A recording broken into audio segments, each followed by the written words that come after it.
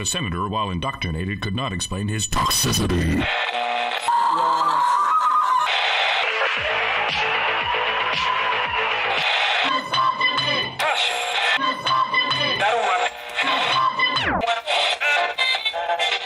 You should not listen to men's rights advocates if you want to know what they have to say.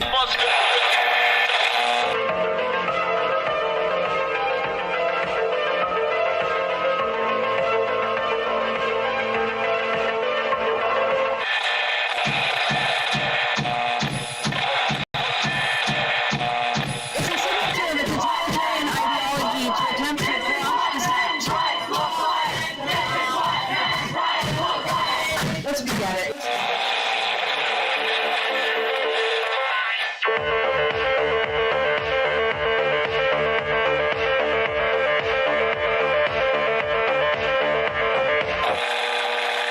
Number ZZ9 plural Z alpha.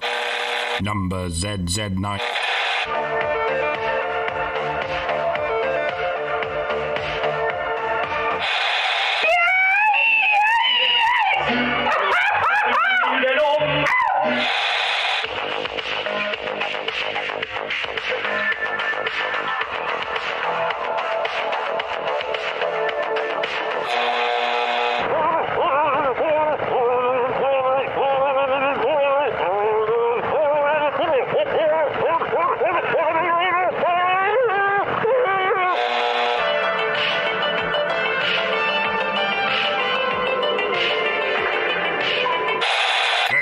I said I've never seen such hideousness in all my life. Listen to all this, sir. Yeah, couldn't agree more.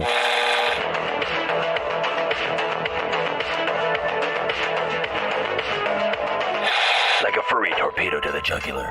This is Honey Badger Radio. Radio with Buddy.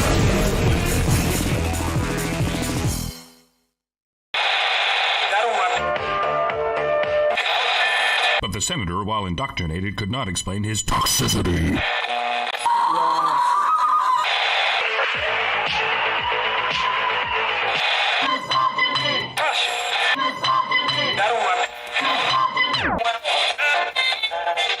You should not listen to men's rights advocates if you want to know what they have to say.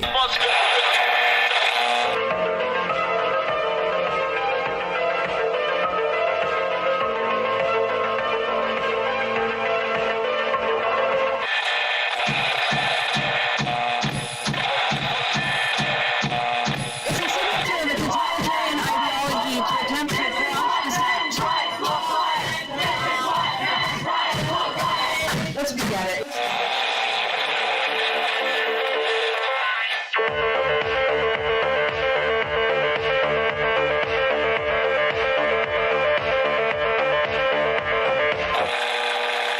Number ZZ9 plural Z alpha. Number ZZ9.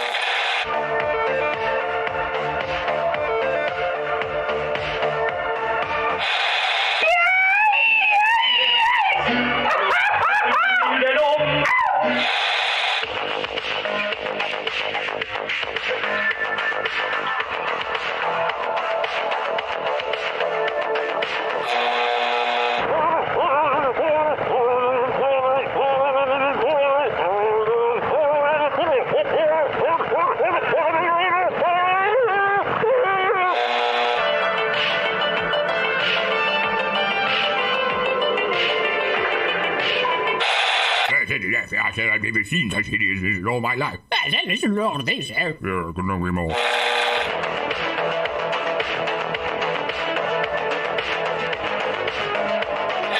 Like a furry torpedo to the jugular. This is Honey Badger Radio. Radio with Buddy.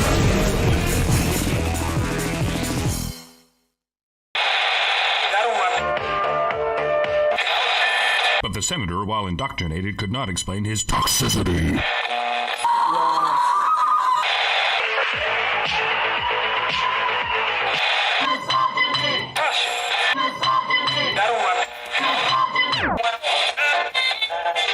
You should not listen to men's rights advocates if you want to know what they have to say.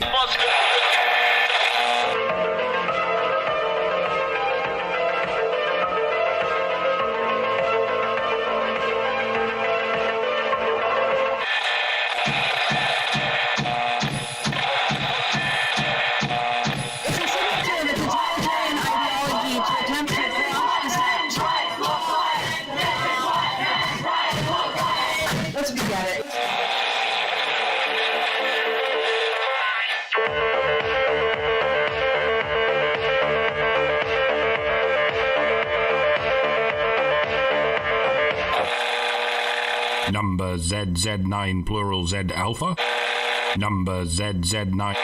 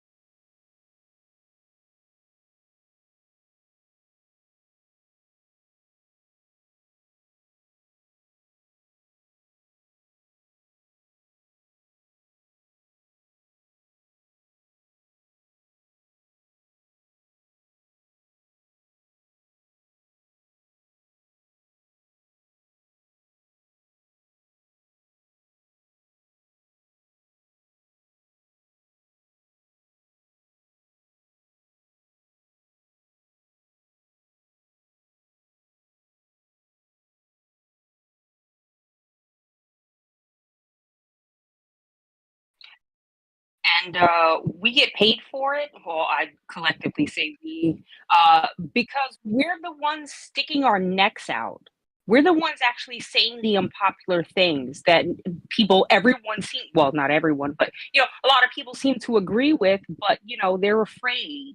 They have too much at risk. They have too much to lose if they come out and say the unpopular thing. Why do we get paid? We get paid because we sit here and do this. If if by all means, go start your own channel and talk about this on your own. If you would like to also get paid, that's an option that's available to you. But this is a service that we provide out of the, the kindness of our own hearts on our own behalf. And, we do it because we care. It sounds like people are saying they didn't hear what I said, so I'm gonna go back and I won't reintroduce the whole thing. But our title today is HBR Talk 318. Where's the True Feminism? And I started my spiel that I usually run through and give everybody an explanation of how to support us and where to support us. So I have muted and unmuted, and it looks like you're getting my sound now, but let me know, because if you didn't get my sound and you're getting it now, that fixed the problem. But if you're not getting it now, I should be hearing from people that there's silence again, like there goes the sound, and stuff like that. That way I will know if you can hear me talking about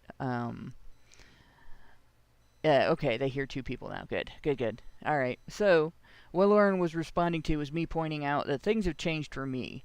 And I've always said the reason that I get paid to do this, because people are challenging, why should you get paid to do this? Why should you get paid to do this? Well, in the past, it's been so that I could use some conveniences to give myself the time to do this job in regard to my personal life, so that I don't have to do things that you normally do in your personal life that take time, right?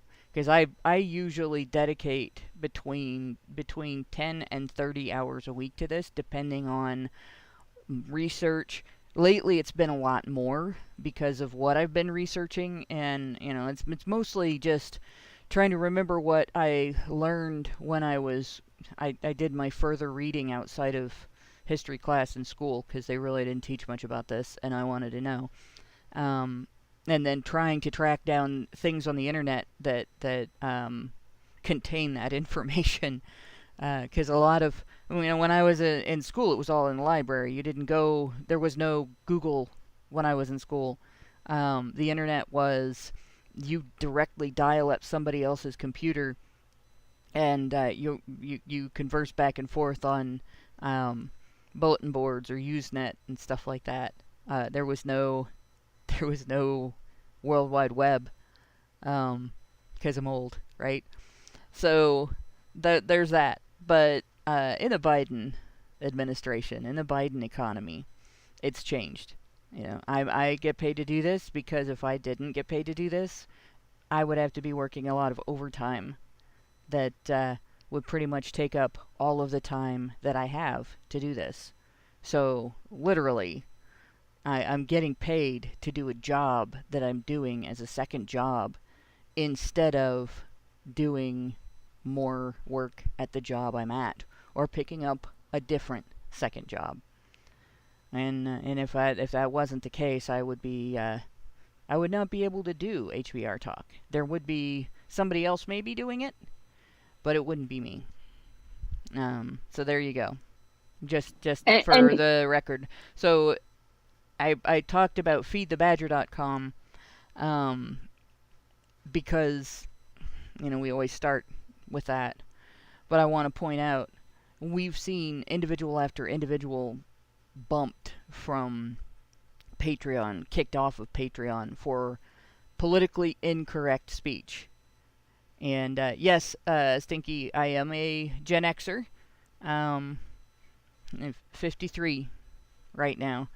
So, boomers are in their 70s and 80s. So but 53 is pretty old compared to anybody that existed during the time that, or that was born during the time that internet already existed. Right? That's their whole lives are ahead of them. About half my life is still left, hopefully, if I'm lucky. Maybe a third. But in any case, yeah, I was pointing out the importance of feedthebadger.com because, as I always say, it's the most stable way to help us out. You run the risk with Patreon that at some point in the future, for being politically incorrect, because we're fucking politically incorrect, we're going to get bumped too. That is the risk. If you want to be able to support us, you're much more likely to not lose that capability all of a sudden if you use feedthebadger.com. And like I said, the social media tip jar system that we rely on a lot, that's all just as fragile. And as a result, we created feedthebadger.com/justthetip. So there you go. But Lauren, you had started to say something else? Yes. And I would like to add that, it's a shame that channels like this are even necessary, right? Because in a right side up world, which we should be living, things like this would be handled by a competent government, which I know we don't have right now. I don't know how competent governments can be when they are just, filled with octogenarians who, seem to have speech impediments. But anyway, this channel shouldn't be necessary. This discussion shouldn't be necessary if the world was operating as it should. But we don't live in that world. We live in a world where this discussion, the equal treatment of all human beings, not just women, is something that we could have, but we can't do that because of the way things are. So we exist for a reason.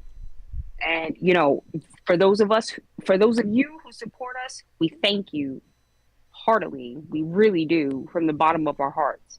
And for those who are still wondering why we're here, well, why are you here?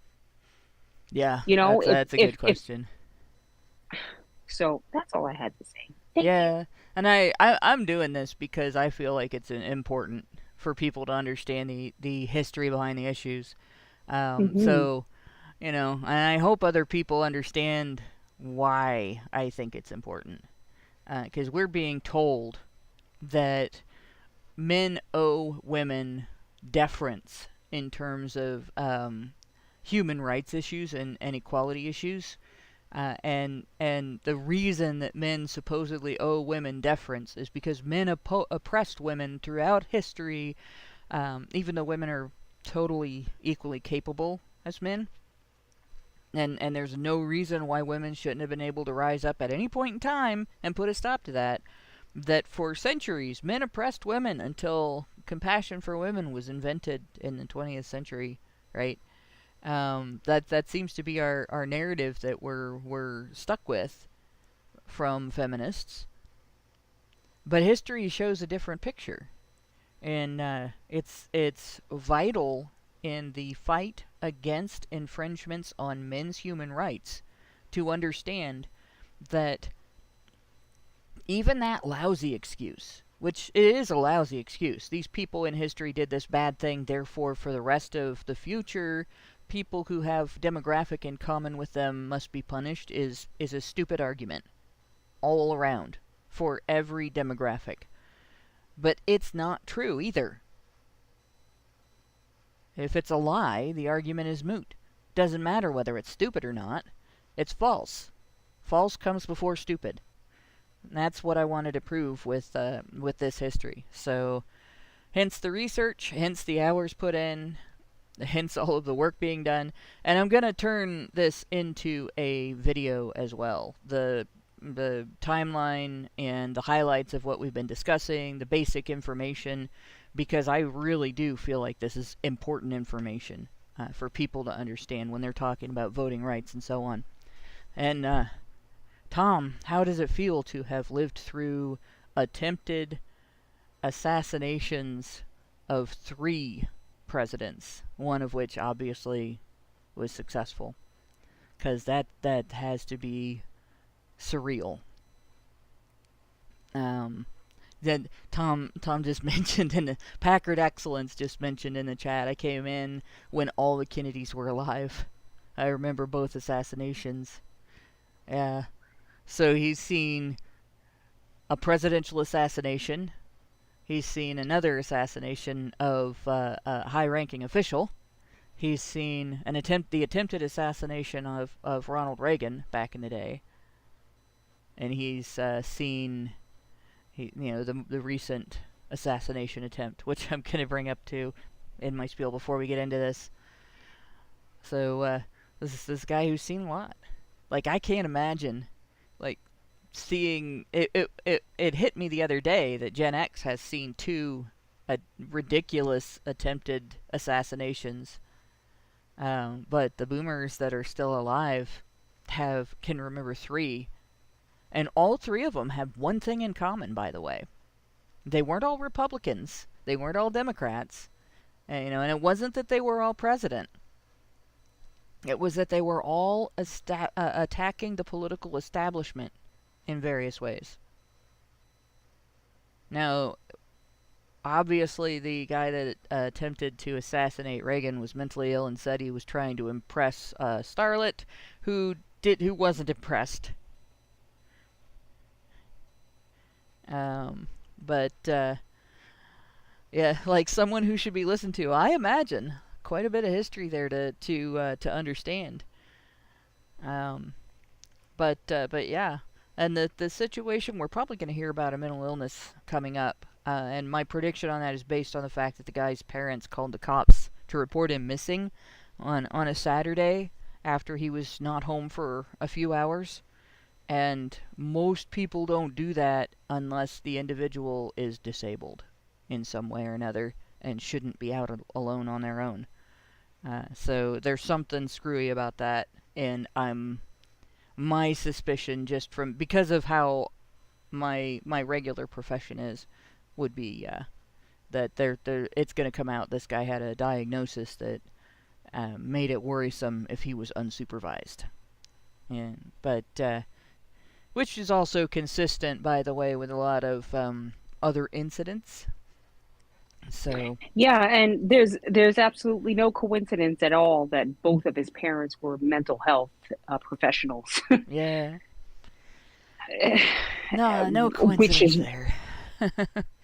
I mean, just imagine growing up in a household like that where both of your parents are trying to psychoanalyze you every minute of the day when you're just trying to live a normal, well, what teenage life is normal, right? You know, nobody feels like their life is normal as a teenager. You always feel awkward and, you know, out of place. But imagine just having both of your parents with a late, because he was the only child as well. Well, no, he had a sister. I believe he has a sister. But at any rate, just living in that kind of household would probably drive anyone insane. Now, I'm not saying that that's the reason that this happened. I have my own beliefs about what transpired. Yeah, it's also possible that they went into that because they had reasons, we'll just say, in their family. Like it's you never know the situation, and but they would be in a great position to articulate the symptoms if their kids needed mental health treatment to other professionals for diagnosis, because if you, even as a doctor, you don't treat your own family necessarily. You seek confirmation from other professionals before you take any action, because you can be biased. But yeah, it's quite possible, you know, that they saw something in him and went, you know, we gotta get some help for our kid and that kind of thing.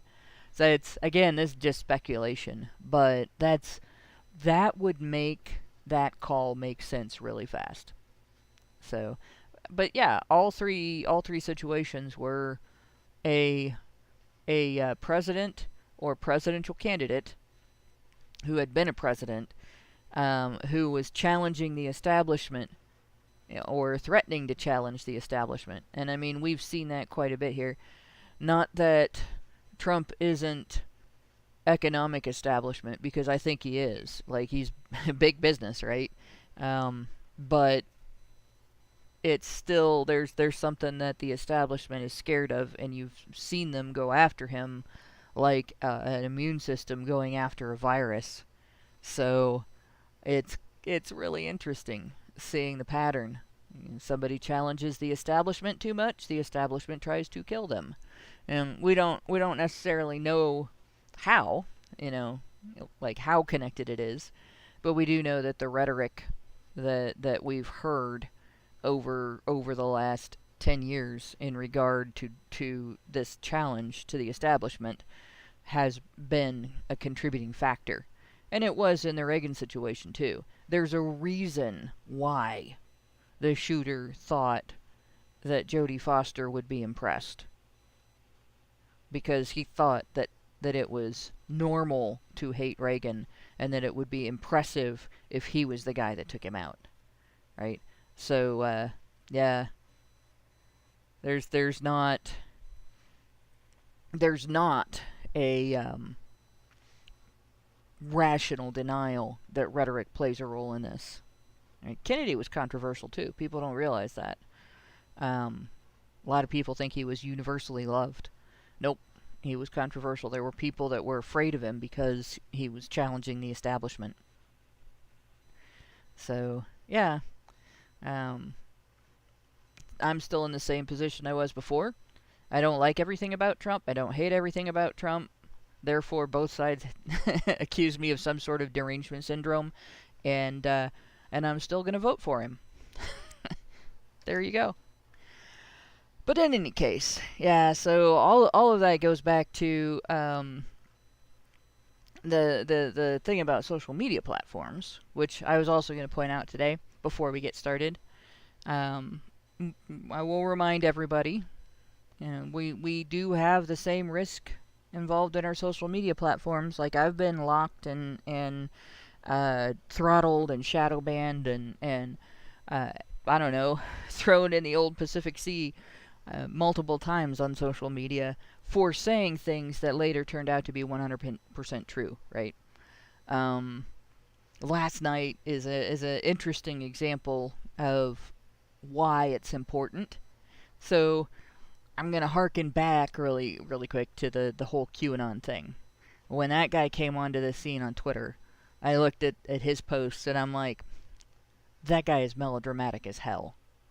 That's not how somebody of the type of profession he was claiming to be would talk in public.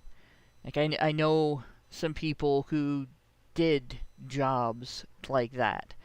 He was claiming, I think, to be a Navy SEAL, or there's a few other types of profession in the military where when somebody starts talking about threats to the security of your community, they're not melodramatic. They're very matter of fact. They will tell you the same way that your manager at a gas station will say, there's fecal matter on the floor in the restroom that needs to be cleaned up. Go get a mop and clean it up, right? That's exactly how they talk. There's this is the situation. This is what needs to be done. Do it. And there is no, like, they don't talk about praying for the situation, or if they do, they say it very briefly. None of this super melodramatic crap that I was seeing. So I called it at the time. I was like, yeah, this guy's false flag. Something's wrong with this. This is not a real individual doing this kind of job that is a secret source of what's going on in the government. This is somebody trying to troll everybody for a reason. And I think, personally, that it's to make right-wingers look stupid and gullible. And I got locked for 12 hours and made to delete that post. And later on, when it turned out that the guy was trolling people and his achievement was that he made a lot of right-wingers look stupid and gullible, I had nothing to point back to say, I told you so. Guys should have listened to me, right? That was a mistake. I should have documented, right? I should have filmed. I can actually use OBS to do that. I should have documented my deletion and saved it. But instead, I was stuck not being able to say I told you so, which for a woman is like, not being able to breathe. So,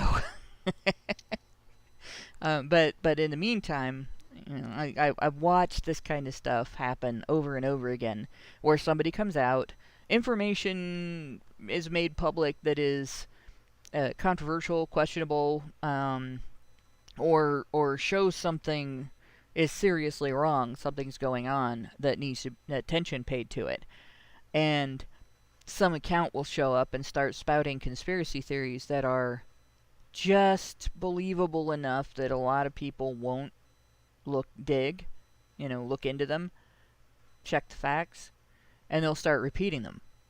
And that happened last night. I watched it happen in real time. This guy discovered, actually a lot of people told him about, and I'm not a finance person, so I'm not sure I fully am going to explain this correctly, but he discovered that an investment company made a suspiciously convenient move the day before the attack on Trump.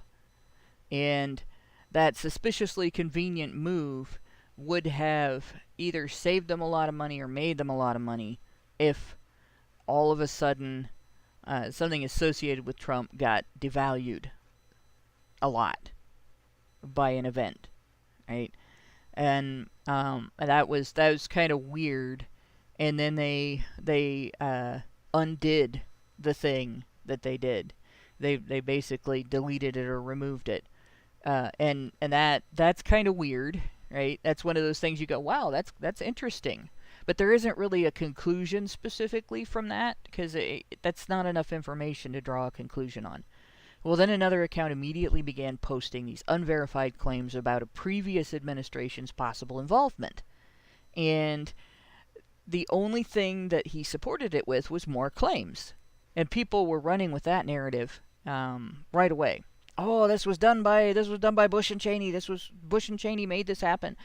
And I'm looking at it, and as I'm reading the guy's posts, what he said would have made sense, except there were some things that stood out that were kind of weird.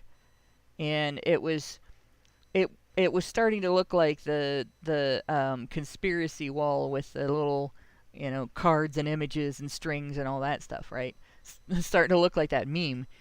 And people were replying to him going, this isn't true. And then there's nothing to back it up. And I started looking, so I started researching it. And lo and behold, the first thing that came up was one of the connections that he drew required Mary Cheney, I think her name is, to be married to a guy who started a company in Cincinnati years ago,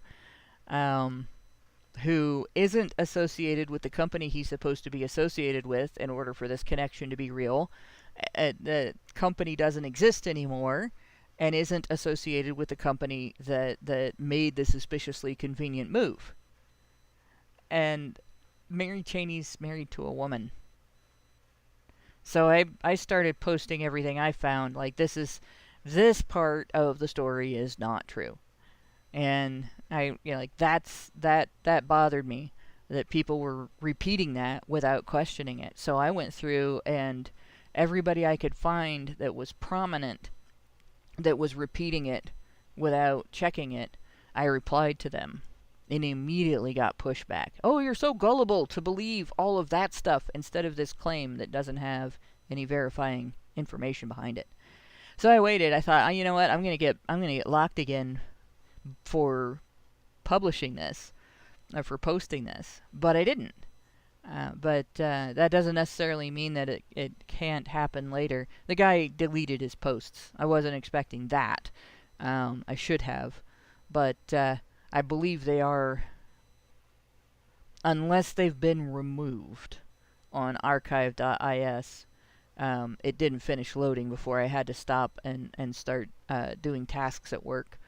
So, but in any case, I replied to this guy, this storyteller, and to the people that I could reply to, and tried to, stem the tide of that, because it's possible the guy was just a troll looking for attention. It's possible the guy was just being a dipshit. But it's also possible that, once again, you had a professional troll there trying to make right-wingers look stupid and gullible. Right? Okay, so somebody in the chat knows, I think, who I'm talking about here, because somebody was saying guy went ballistic. Yeah. Okay, no. Brother with had problems. Okay, that makes sense. Yeah, people who want to believe these things will go nuts on you for skepticism. When it's really important to track this stuff down and make sure that it's true if you're going to make a big allegation like that. Because the allegation that was being made was that two former federal officials, a president and a vice president, had conspired to capitalize on the possible assassination of a presidential candidate. That's a hell of an accusation. And I mean, I'm not a huge fan of Bush or Cheney, but if that's not true, then people shouldn't say it. It's not part of the story. It's not part of the situation. And we should be responding to what's true. And, it is true that like the company that made the suspiciously convenient move put an explanation up on their website for having made that move. So that confirms that they did that. It doesn't explain away any suspicions, and it doesn't confirm any suspicions. That's just like one of those things you sort of draw a line under it, and you're like, okay, this, we don't forget this, but we don't understand it yet. So we'll have to wait for more information to come out that can explain it. And it's possible that their explanation is valid, but we'll put a line under that too, because it's possible that that's just CYA, right? So no conclusions there. But in the meantime, the fact that, I was kind of paranoid last night about, I'm going to get locked for this, made me realize how important it is to have the Honey Badger Brigade blog. And for you guys to pay attention to the Honey Badger Brigade blog and be aware and alert that we have that platform, that we're on Rumble, that, I may not use Truth Social much. I don't think I've posted on it for the last probably several months, but I'm on it. And if I lost my ability to post on Twitter, you can bet anything that Twitter thought was controversial enough to keep me from posting, X, whatever, I would start putting that up on Truth Social right away, because it hit a nerve. And I would want it to be available for people to see, even if it's not on that platform, even if it's on a different platform.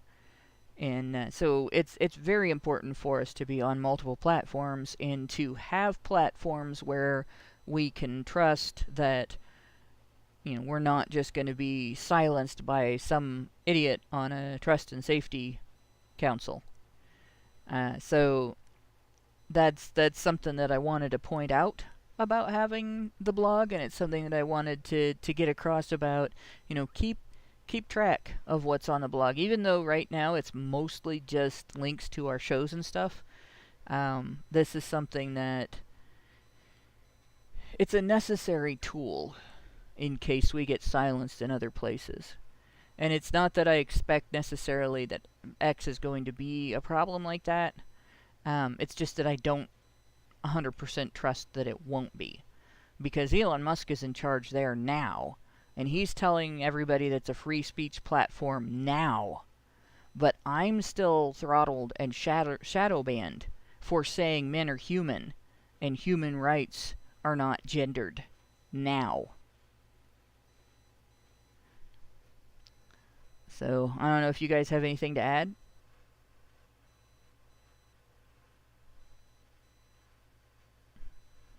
Not a lot. Okay. I think Elon is too involved in his own forward trajectory to actually pay attention or give a damn about anything that happens on X or Twitter. I do kind of wonder about that.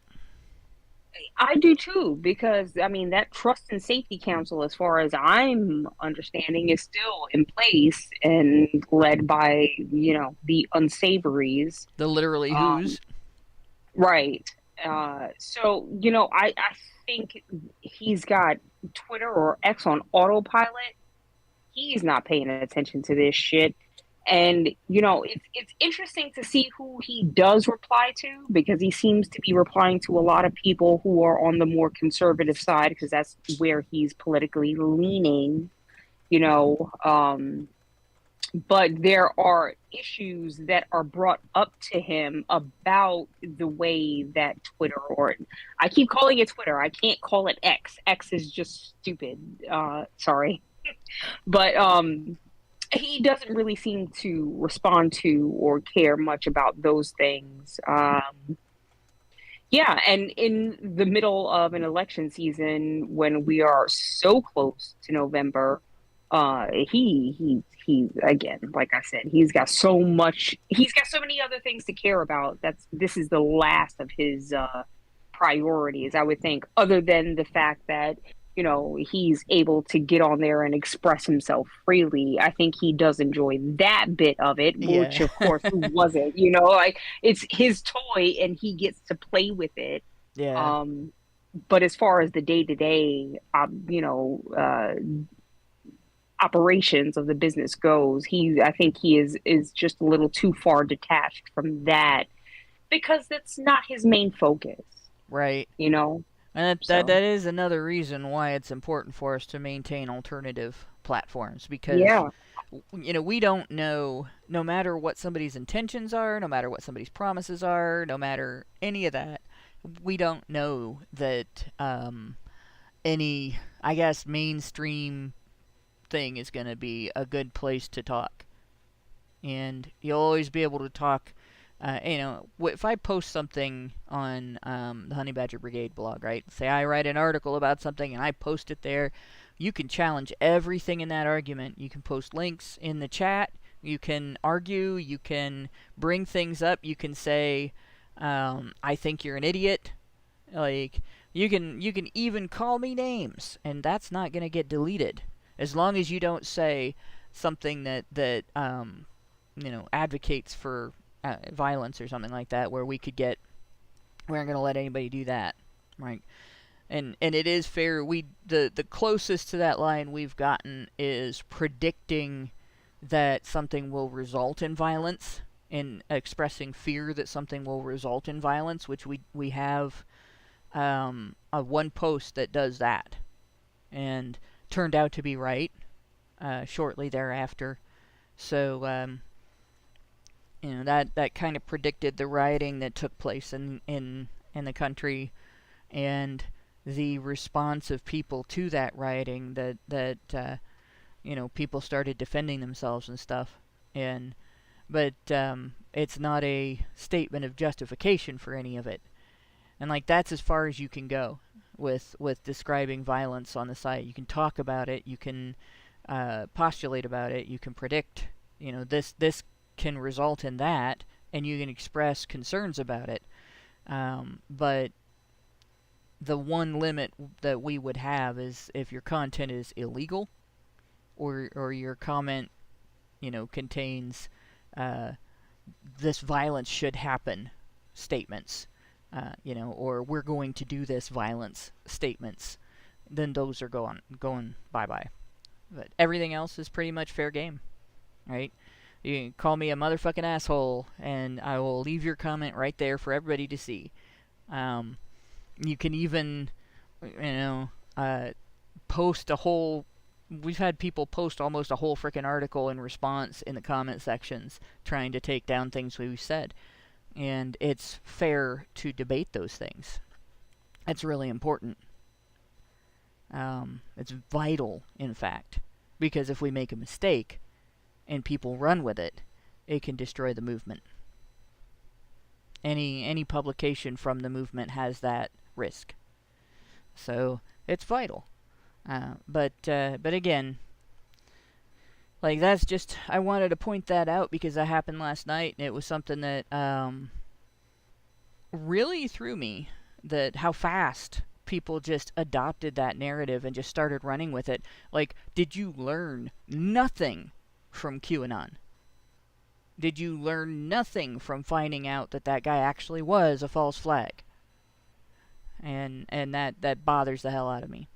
So I think people should confirm serious allegations before they actually start repeating them. And if you can't confirm it, challenge it. Because if you can't confirm it, it's probably not true. But anyway, let's get to the rat killing. Here we stopped at the church, I think.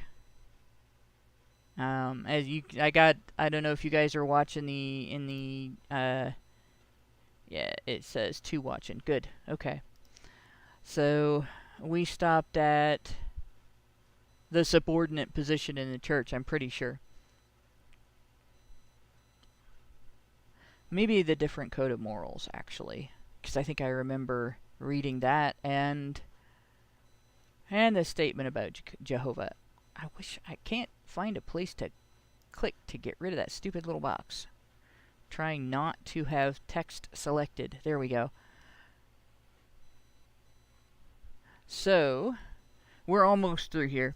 He has endeavored in every way, she says, that he could destroy her confidence in her own powers, to lessen her self-respect, and to make her willing to lead a dependent and an abject life. Now, the reason that this comment, this part bothered me, it wasn't just because it wasn't true. You know, like, it's blatantly not true. Men elevated women throughout history. Men pedestalized women throughout history. Goddess worship grew out of, I think, the reverence of both sexes for women's role in reproduction. I think if that was different, goddess worship would not have been a thing. So I think women have been always a little elevated, even if they're not put into political power. Right? And before English history, I think women kind of... There's some evidence that women held very prominent positions in the pre-British civilizations. But, so men didn't endeavor to destroy women's confidence or lessen their self-respect. And as far as the dependent and abject life, nobody knows for sure how the ideas of coverture started. Nobody knows for sure whose decision that was. That over time, women would become legally under the wing of their husband. There's probably some history that explains that, and I would bet it traces back to the history that we've talked about in regard to how gynocentrism grew. You know, like how true gynocentrism, where it's just about women and not about women's reproductive role, not about children, in other words, but just about women, how that grew. That came out of, remember, 13th century French aristocracy. So, just connecting that back to this statement was written by a woman of means, not a woman who worked as a cook or a laundress in somebody's home or in some business somewhere, but a woman who had money and had the resources to be out speaking and engaging in activism, and had the ability to create an event for women to come to advocate for this, right? Not just some rando. So this woman of means who was using her husband's money and her own to do this is complaining, and by the way, the woman happens to have partnered with 4 women who are Quakers, and in the Quaker faith, women could be preachers. In fact, one of the women involved in the foundation of the convention was a preacher. So this is bullshit.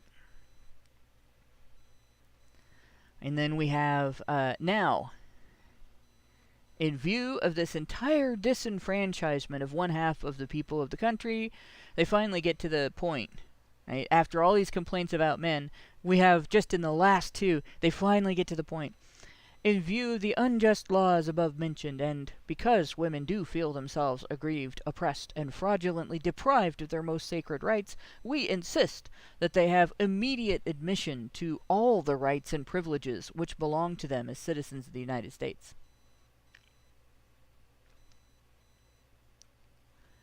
notice she didn't say anything about responsibilities. You guys see any equality here?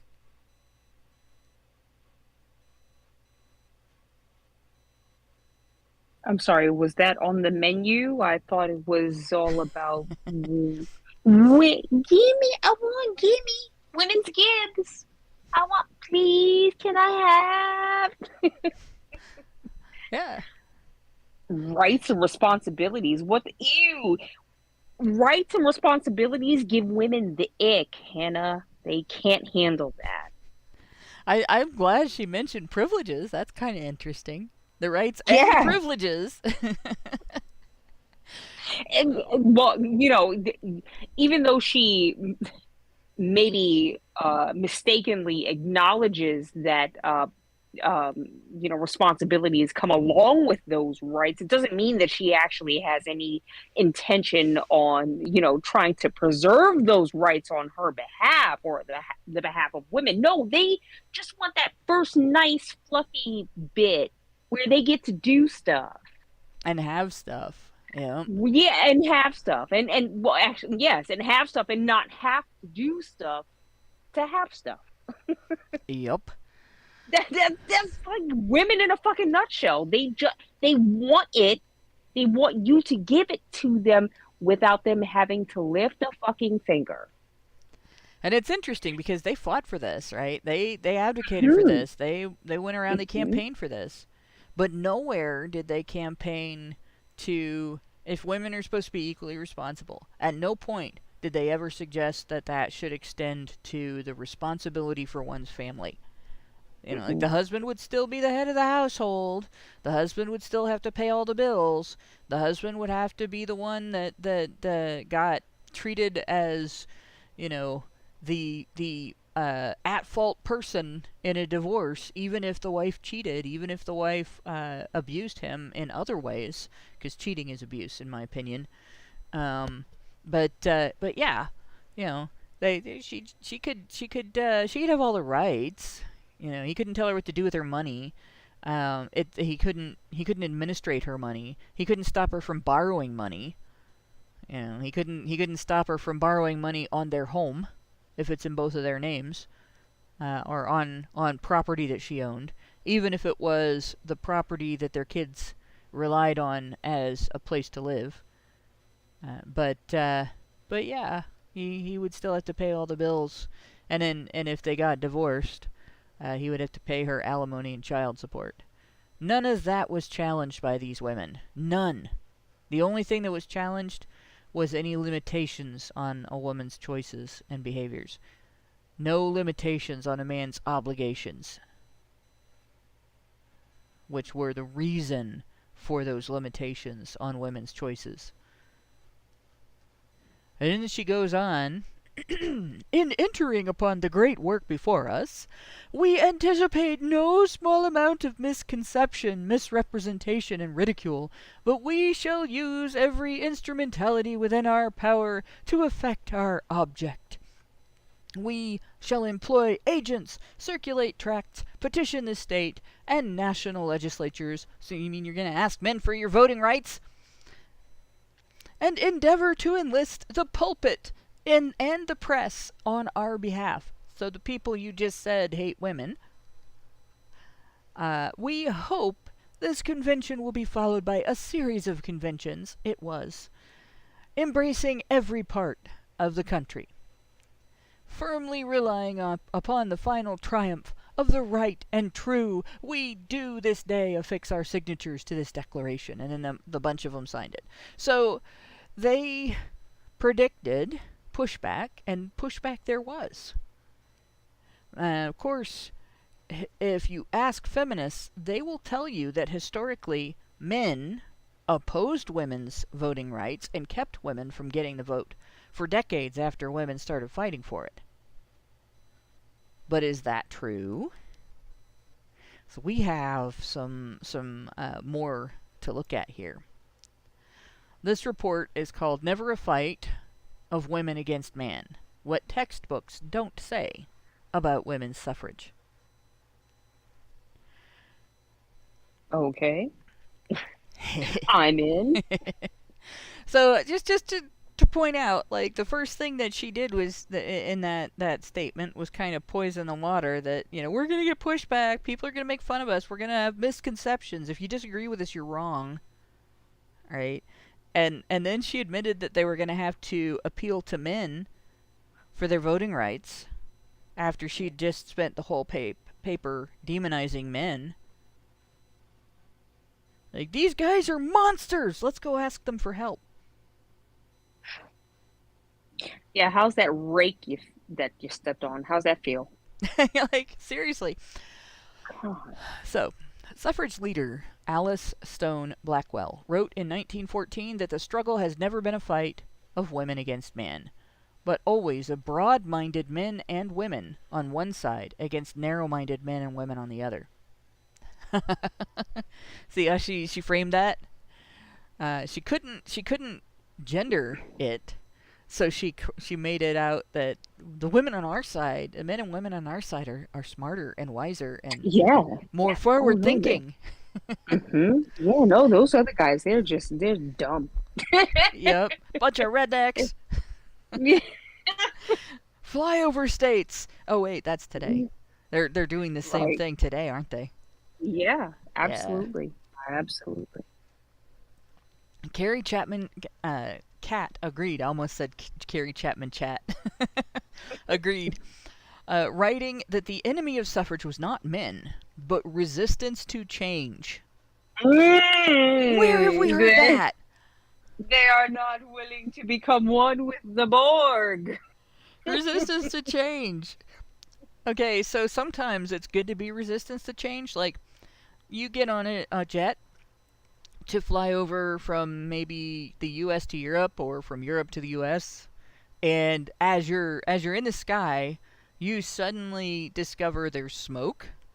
There wasn't smoke before. That's change. Something has changed, right? And then you hear this boom, and you realize, oh shit, one of the engines just blew up. That is also change. Definitely not change that you want. You should be resistant to that change. Be like, no, I hope this doesn't happen.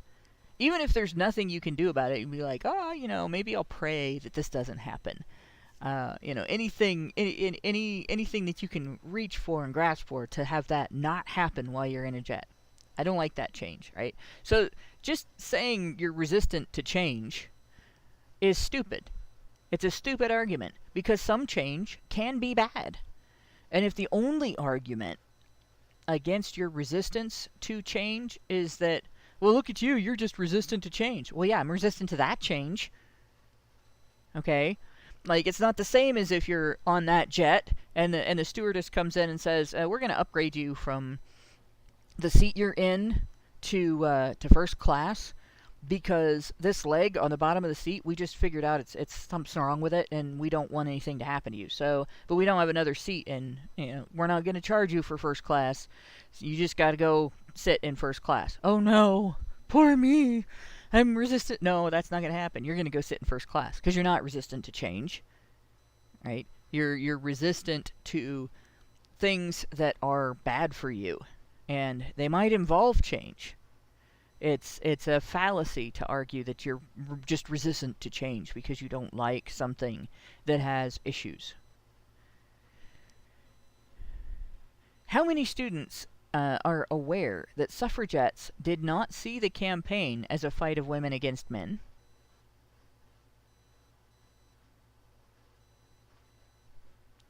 Like, I wonder, personally, that's a good question.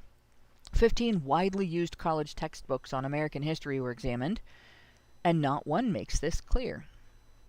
Not one.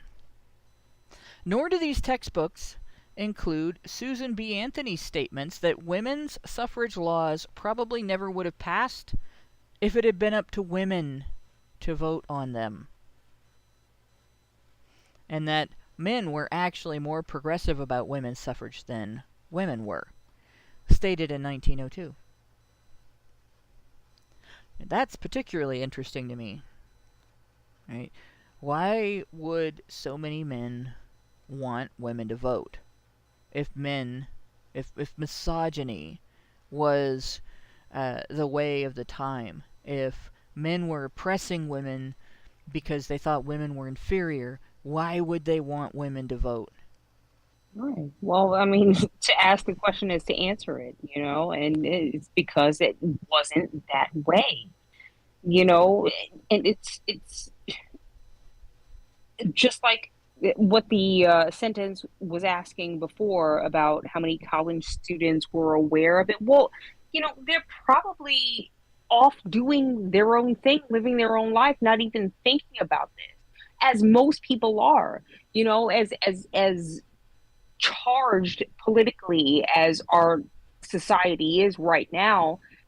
The number of people that just don't care or pay attention is sad. It's disturbing.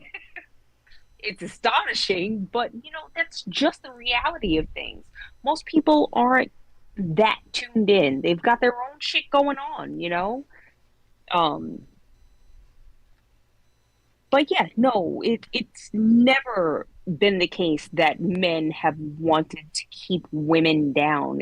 And there's nothing that we've ever looked at that has proven that in any way, shape, or form. It kind of makes you wonder, the trope, the feminist trope of men wanting to keep women barefoot, pregnant, and in the kitchen. Like, if men really wanted that, then why did they push women to go to work? Mm-hmm. And why did they push women to vote? Right. Because both of those efforts were led by men. Right? Both of those issues were led by men. It wasn't women going, we desperately want to work, we desperately want out of the house. People make it out like that. Like feminist women, like the privileged, wealthy feminist women in particular, they pushed it. But you didn't really necessarily see a lot of middle-class women pushing it. You didn't see a lot of poor women pushing it because they were already out of the house working. Right? They were already making money. They weren't making as much as their husbands, but they were making enough to at least keep their families' heads above water financially. So women that cleaned other people's houses for a living, women that watched other people's kids for a living, women that did other people's laundry for a living. And in particular, those women that did other people's laundry for a living, they were dirt poor. And they got injured on the regular. Some of them got really badly injured doing their work. And still managed to live in poverty. Like their families barely had anything. So yeah, you kind of wonder who really pushed women into the workplace? Who made that seem attractive to women who were not doing it out of necessity? Because I don't think it was women. The women who were already doing it would have given their eye teeth to get out of it. Mm-hmm. And the women who didn't have to and weren't wealthy and bored, who had a lot of stuff to do, who took care of their own kids and did their own laundry and their own cooking, they weren't pushing for it. They weren't trying to get out of the house. They could go places if they wanted to. They didn't have to go get a job. They were pretty happy about that, actually. It's the women who had somebody coming in to do their laundry, had governesses and nannies and so on to take care of their kids, right? Had Mary Poppins show up and take their kids on weird trips to magical places, and didn't do their own cooking either. Had a cook or went out to eat all the time because they were socialites. Like those women pushed for women to get jobs. And those women pushed for women to get the vote. So he says, in fact, there were many sides to the issue, and each point of view had both male and female supporters. So it sounds a lot like politics today. There's not really any, feminism has men and women involved. The men's rights movement has men and women involved. Anti-feminism has men and women involved. right? And conservatism, which is sort of a different facet, it's got some anti-feminism involved in it. They might think they're men's rights activists. Some of them maybe understand the issues. Some of them understand some of the issues. But they're not quite feminists. They're not quite MRAs. And they're not quite anti-feminists. So they would be another facet. But there's men and women involved in that too. Right? Every facet of the political spectrum has men and women involved. There's not anything that is just all men. Even the incel communication community about the incel population. The incel population might be all men, but the community that discusses it and treats it as a political issue, that has men and women on both sides too. This paper, he says, explores the paradox of why intelligent, progressive, capable women led the organized opposition to women's suffrage. It looks at some reasons for their opposition. The problem of the uninformed voter, the idea that civic-minded women had more power without the vote, and the suffragists' many public relations problems. So we're going to look at, this statement again. Carrie Chapman Catt said the enemy of suffrage was not men, but resistance to change. And Alice Stone Blackwell wrote that always broad-minded men and women on the side of suffrage against narrow-minded men and women on the other side. But the paper points out intelligent, progressive, capable women led the organized opposition to women's suffrage. So this is going to be, I think this is going to be interesting.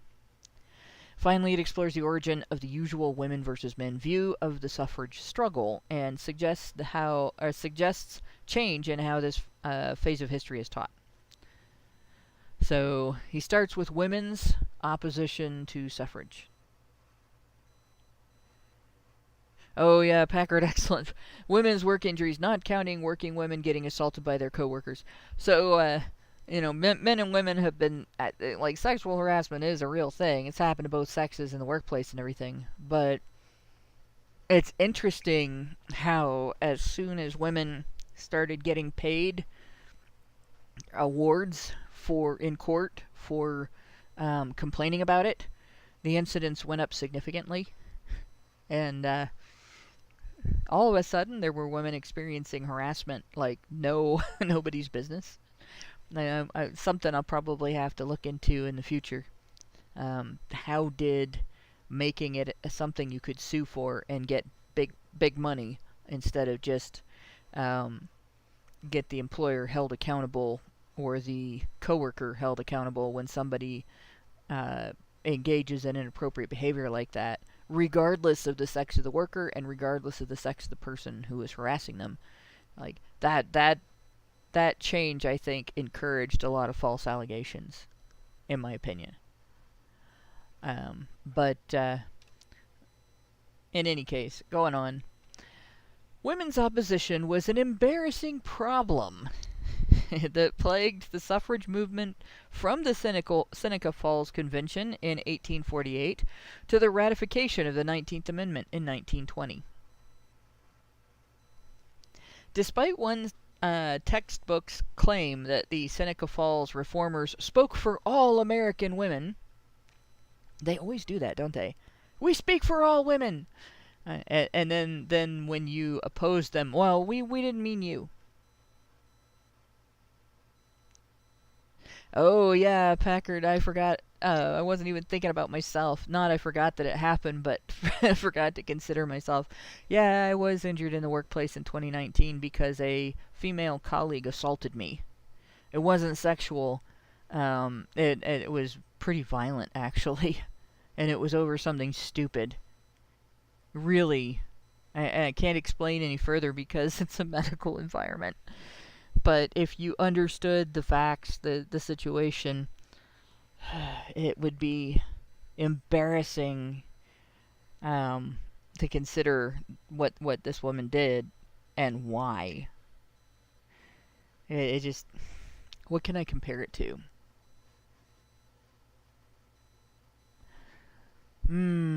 I'll have to think about that. I'll explain if I can come up with a comparison that won't give away anybody's private medical information.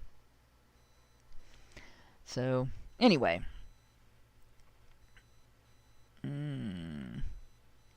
Elizabeth Cady Stanton spoke of the... Oops, I moved that. Spoke of the contempt with which women themselves regard the movement. It is met by the scornful curl of the lip and expression of ridicule and disgust. It sounds like feminism wasn't very popular when it started. Gee, I wonder why. Yeah, that's kind of interesting, because we get told all the time that the feminist movement started because women, the population, all women everywhere, were just fed up with being oppressed by men. And yet we're hearing that privileged Elizabeth Cady Stanton spoke of the contempt with which women themselves regard the movement. They're scornful and they're disgusted. Now, I wonder which women she was talking about.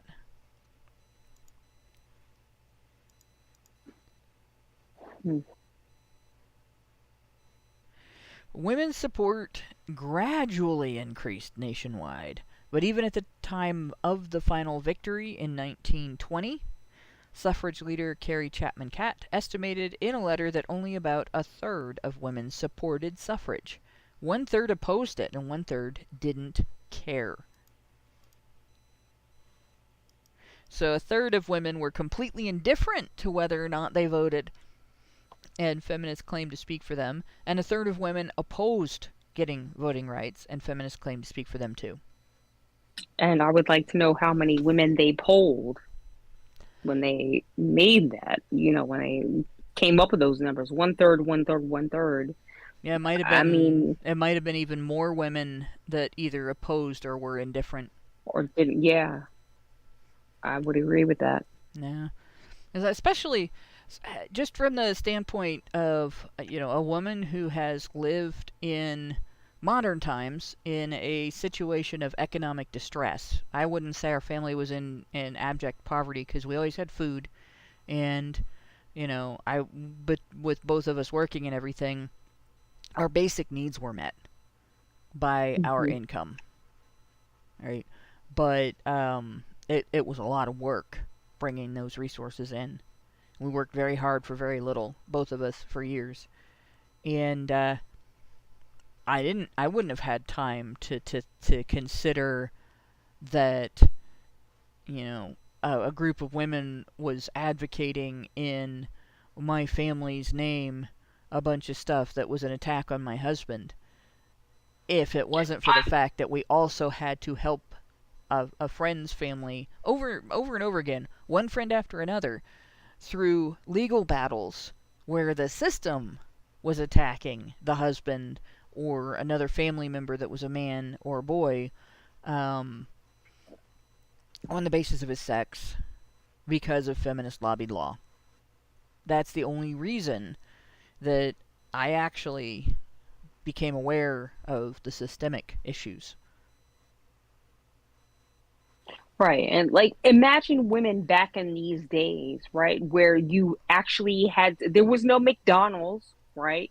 You actually had to make your own food, you had from to cook. Scratch. From scratch.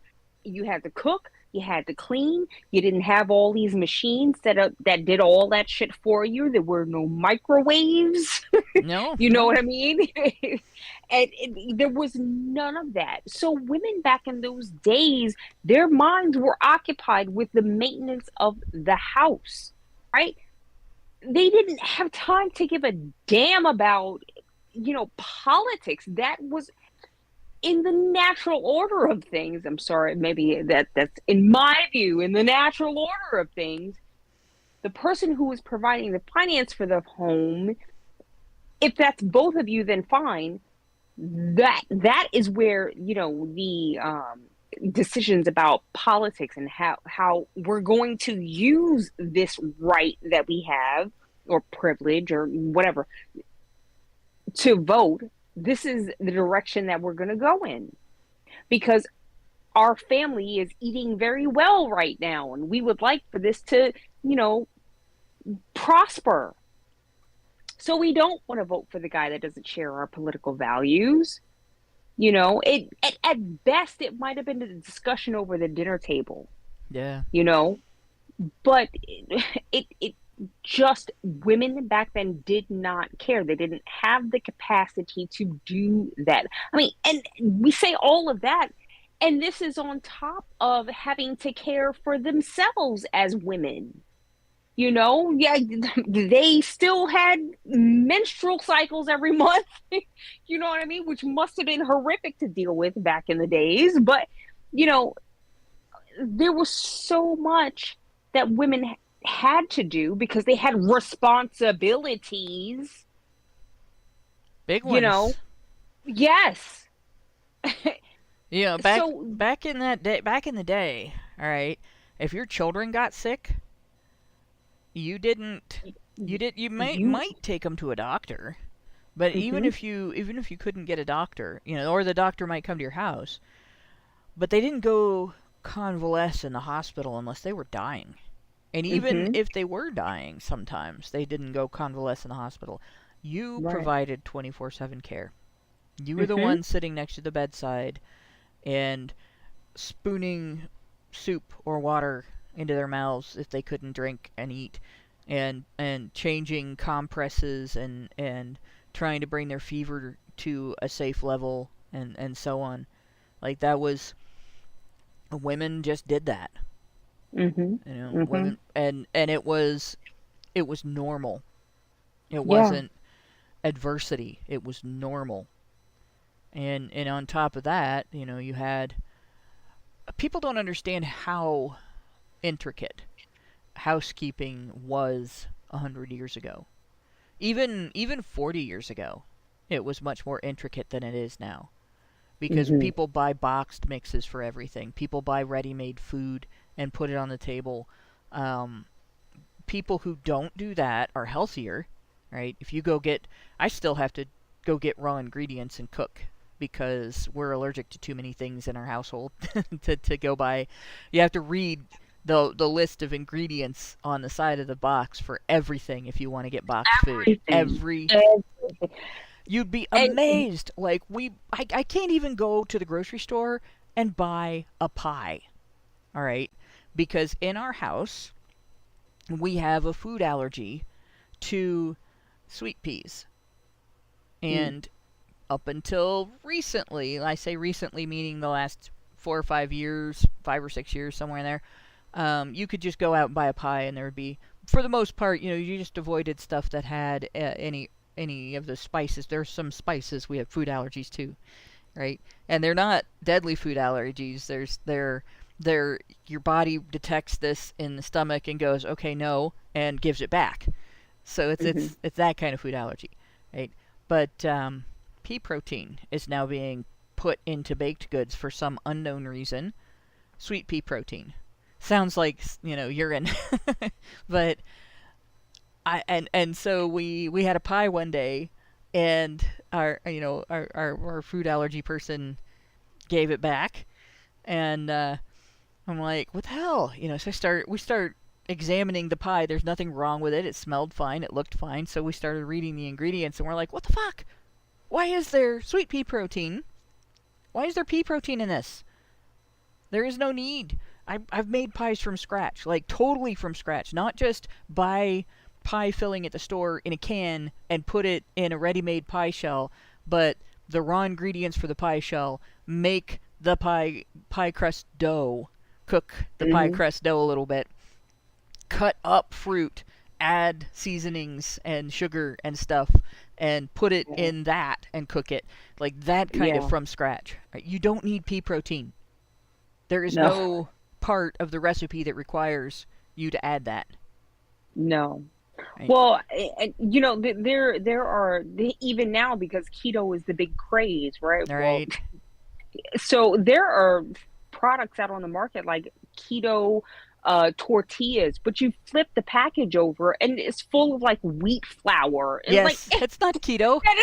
Right? That's not keto at all. But the only thing that they have on there that is keto is that it has stevia instead of regular cane sugar. Yeah. Which may or may not be okay. Yeah, but and we have a food sensitivity to stevia in our house too. It's not it's not an allergy. It doesn't nobody gets hives or throws up or anything. But it tastes really, really bitter. Like even the ones that are normally pretty decent, like the non stevia sensitivity person in our house can eat stevia and be like, yeah, that tastes fine to me, and the other person tastes it and is like, oh my god. His lips get sucked into his face from how bitter it is. Bitter beer face is nothing compared to bitter stevia face. You guys have no idea. But yeah, women back in the day, like when my description of making a pie, they would have been completely like, oh yeah, that's the only way to have a pie. You can't just go to the store and buy one. Maybe a baker, but that's expensive, right?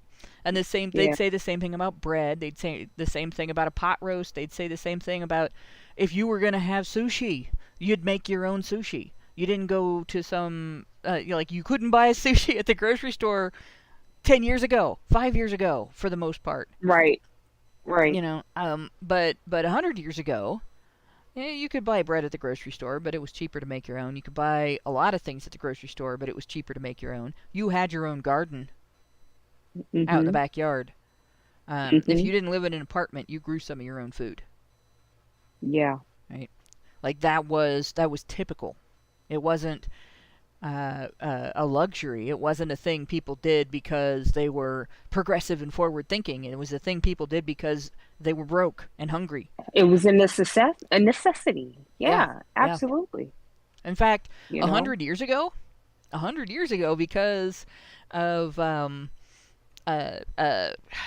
shit, the law, the 18th Amendment, the Temperance Amendment, people were actually making their own alcohol too.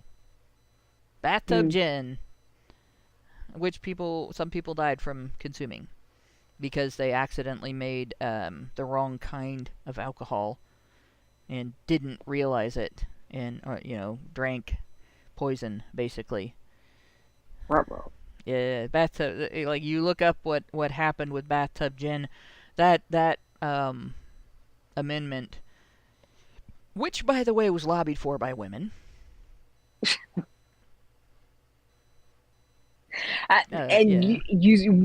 People wonder why I went off the way I did the other night about repealing the fucking 19th. Yeah. Sorry if you weren't there for that. Sorry, you need to become a member of our Discord channel if you would like to hear the after shows, because that's where a lot of the things get hot. Oh yeah. But I am so seriously about that conversation. Maybe not repeal, maybe amend it. Right? I think it needs to be amended. But good Lord. Yeah, no. Sorry, go ahead. You were talking. The temperance movement actually happened before women got voting rights. Women could not vote when the 18th Amendment was was debated, circulated, written, for all the states, voted on by the states, ratified, and so on, and became law. Women were not able to vote, but they were the driving force behind its adoption. They were the driving force behind its ratification. And it was illegal to produce, transport, store, transport, and sell alcohol in the United States during that time. After that was passed. And if you want to see a depiction of making bathtub gin, watch the version of Little Orphan Annie that has Carol Burnett in it. Should have watched that anyway because it's a great performance by Carol Burnett. But I mean, everything she did was so. But in any case, like that, and yes, Richard Beer, you nailed it right there. The power of nagging, right there. Although the temperance movement was also violent. Like Carrie Nation used to go into bars with an axe. This was not a little woman either. She was 6 feet tall. Big woman. She just looked like a man in a dress. Would go into bars and with an axe and just fuck people's shit up. She broke things. She cut up tables. She destroyed the alcohol. She was really scary. And the women that ran with her were pretty scary too. So there was that, but there was a lot of it was just about nagging. And yeah, they got that done. They didn't need the vote to get that done. It wasn't good for the country when they did it. It created the first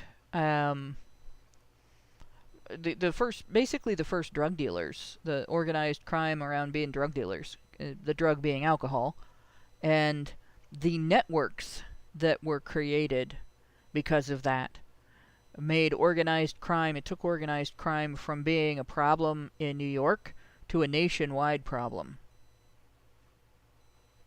It could have been a problem that was quashed in New York, but instead it ended up being a problem that will never go away. Because as long as there are things that people want that are illegal to have, or that people need that they can't use legal channels to get, there will be organized crime now. Thanks, women. You made the pathway for that. And feminists are going to be like, yeah, but organized crime is men. No, there are men and women involved in organized crime, and the women that are involved are no less culpable. Right? Both sexes are involved in that, but it was mainly women that nagged the country into outlawing alcohol. So yeah, back in the day, if people wanted booze, they had to make their own booze too. When you cooked, it was entirely by scratch, or from scratch by hand. You hand kneaded dough to make bread. You didn't have bread machines, unless you ran a factory. You didn't have bread machines. Right? You didn't have an electric stove and an electric oven. You had gas if you were lucky, but you didn't have actually in the 19th century they may not even have done that, but yeah, 100 years ago they didn't have any of the conveniences that we have now. So the women that were opposed to feminism, a lot of them might have been opposed to suffrage and feminist progressive ideas, because they were seeing how much more complicated and stressful, difficult, and dangerous it would make their lives. Yeah, they were cooking on wood stoves. A lot of people were cooking on wood stoves. And you didn't go buy a cake mix, right? You bought the ingredients for a cake, the scratch ingredients. You bought your flour, you bought your sugar, you bought your eggs, and you put milk in the cake. You didn't put water in the cake. Yeah. You bought your milk. If you didn't have a cow, if you didn't have chickens, if you didn't grow your own wheat. And forget about oven temperatures, please. You stuck it in there and you checked every once in a while to make sure that it didn't burn, right. Unless you...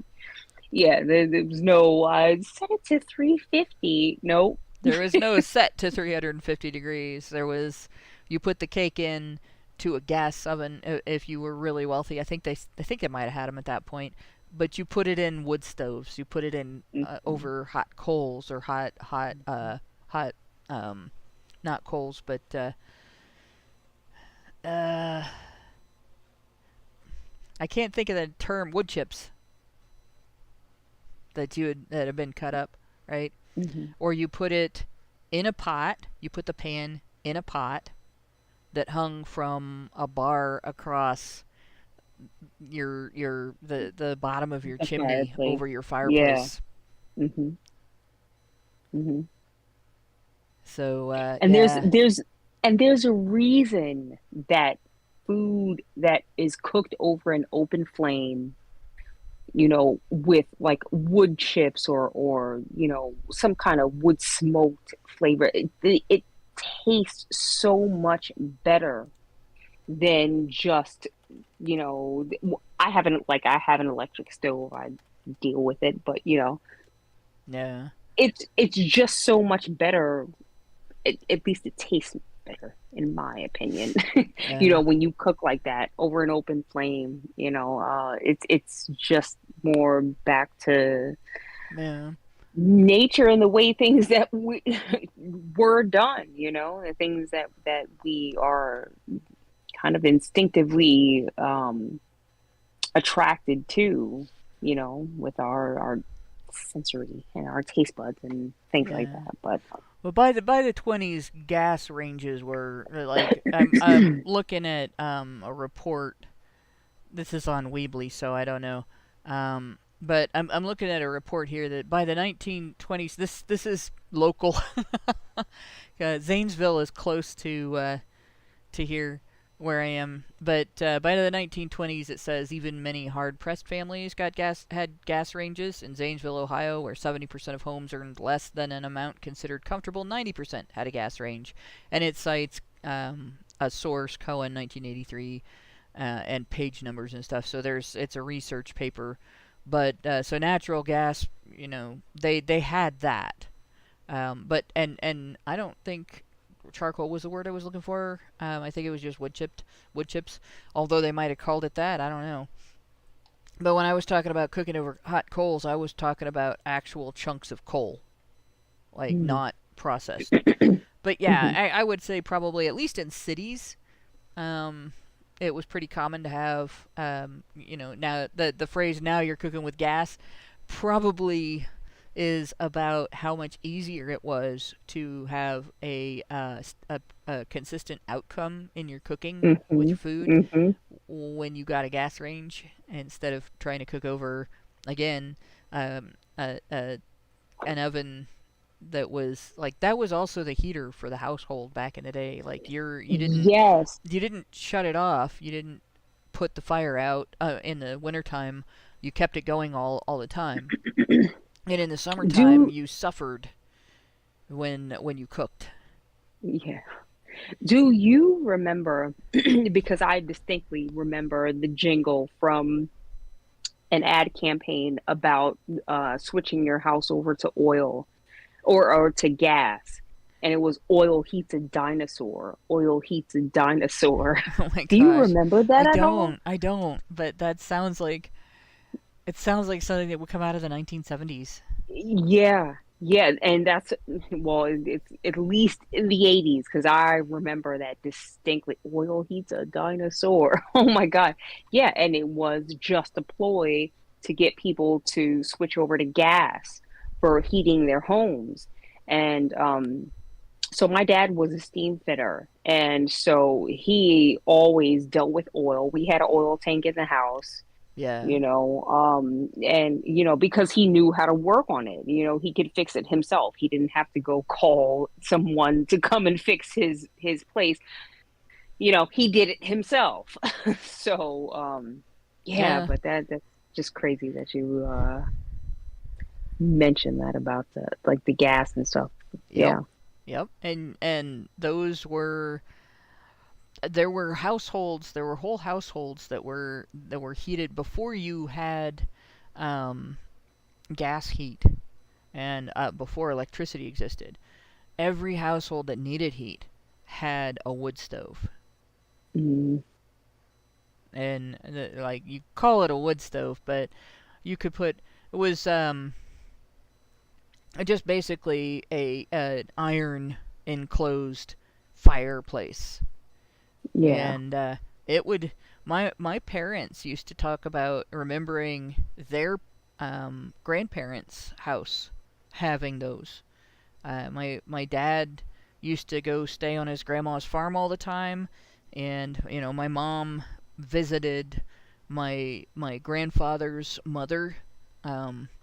My great grandfather, by the way, was murdered by the mafia.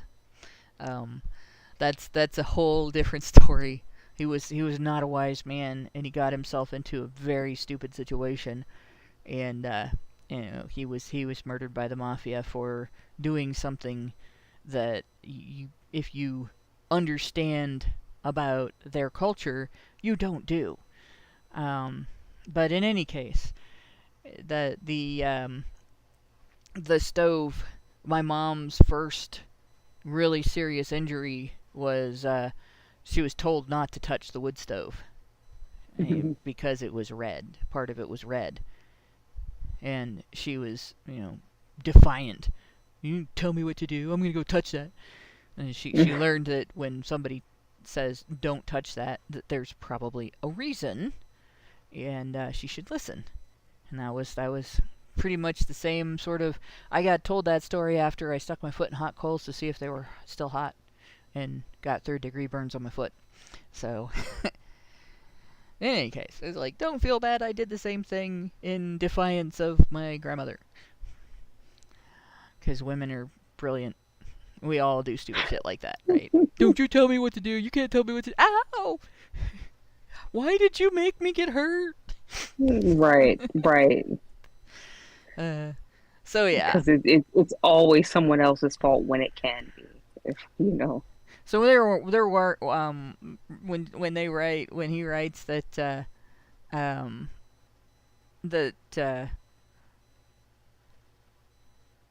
they're talking about a third didn't care.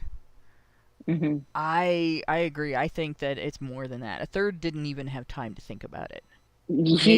Maybe half or more didn't care. And those that opposed it were people in that situation that didn't really have time to think about, but somebody made them anyway. Somebody gave them a reason why they had no choice. They like, well, all right, we got to think about this. Fine, don't do it. We already got enough on our plate. Don't do this. And the suffragettes were like, well, we represent you anyway. Kind of like what Jessica Valenti said to the public when Women Against Feminism came out. They're like, oh, you might oppose us, but we're gonna fight for your rights anyway. What rights? Well, feminism isn't fighting for any legal rights that men have that women don't, but they are fighting for the ability of mothers who divorce the fathers of their children to then shut the father out of the child's life. Not really a right, but definitely something that feminists want women to be able to do. Mm-hmm. In her book, Women's Suffrage and Politics in 1923, Kat claimed the support of most or all women, as suffragettes have been doing for decades. In her book, Women's Suffrage and Politics, 1923, she wrote that suffragists represented an unmistakable popular demand for a just cause. Right? Unmistakable. And just. So those are characterizations. An unmistakable popular demand. Whatever. I just. Where are you getting this from? They're using weasel words. This is neo-weasel words. If that's a thing. I'm making it a thing. Well, and the thing that really bothers me about the history here, like, they're talking about this like women universally wanted to face all of the hardships that would come with gaining the rights that they were fighting for. And there were a lot of women that looked at the situation. Oh, you want the same rights as men? Okay, men are the shield between women and the entire legal system. So if we get the same rights as men, we're vulnerable to the entire legal system, right? If we fuck up now, we can go to jail, we can get fined, we can be sued. Like, this is a scary prospect if you know you're shielded and you can act with impunity and you're accustomed to that. Same thing with debt. Same thing with... Especially if women had relied on their husbands to tell them what was okay in regard to spending. And they didn't have to think about budgeting, and they didn't have to think about any of that. They just said, I need this much for our household needs, and the husband would just do the work it took to get that money, or point out that, hey, that's this percent of how much I bring in. They're discussing coal versus Coke in the chat. Which Coke? Yeah, because we have